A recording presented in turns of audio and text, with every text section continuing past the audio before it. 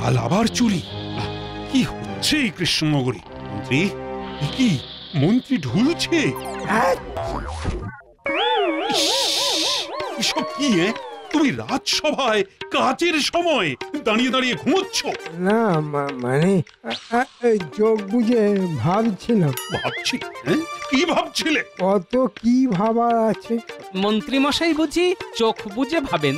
এটা কিন্তু একেবারে নতুন। চোখ বুঝে ভাবেন খালি আমাদের মন্ত্রী মশাই, নাকের মধ্যে মাছি ঢুকে করে দিল যা ইচ্ছে তাই। সবাই কিন্তু আমাকে নিয়ে মজা করছে মহারাজ, আমি কিন্তু সত্যি ভাবছিলাম। মহারাজ ঠিক আছে, হ্যাঁ, মন্ত্রী মশাইকে প্রশ্ন করুন। আমাদের সভার কাজ শুরু হয়েছিল কি বিষয় নিয়ে? ঠিক ঠিক বলেছ। এই মন্ত্রী, বলো বলো, সভার কাজ শুরু হয়েছিল কি বিষয় নিয়ে? মানে আমি একটা বিষয় তোমার কাছে জানতে চেয়েছি।